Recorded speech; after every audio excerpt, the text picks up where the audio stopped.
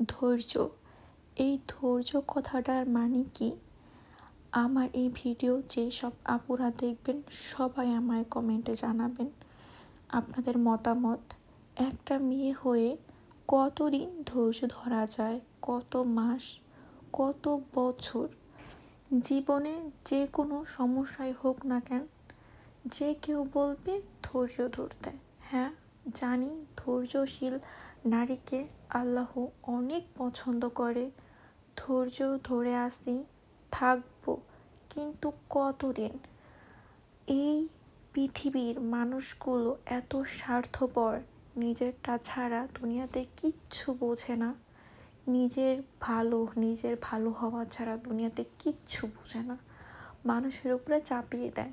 আপনি যত ধৈর্য ধরবেন ততই আপনার উপরে চাপিয়ে দিবে। এই চাপানো তাদের শেষ হয় না, শেষ হবেও না।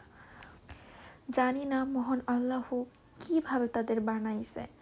আল্লাহর সৃষ্টি সবই সুন্দর, মানুষ তো আরও সুন্দর। তারপরেও তারা মানুষ হয়ে কিভাবে এমন অমানুষের মতো কাজগুলো করে মানুষের সামনে দিয়ে, আমি জানি না এটা কিভাবে পারে।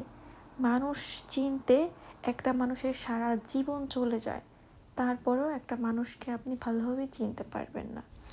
অনেক দিন যখন একটা মানুষের উপকার বা কোনো একটা কাজ করে দিবেন, যেই দিন আর আপনি পারবেন না বা আপনার দ্বারা আর হবে না, সেই দিন দেখবেন আসল রূপ বের হয়ে যাবে। এতদিন যে করছেন তার কোনো নাম থাকবে না, কিন্তু একদিন যে করতে পারেন নাই সেটা সারা দুনিয়ার মানুষ জানবে।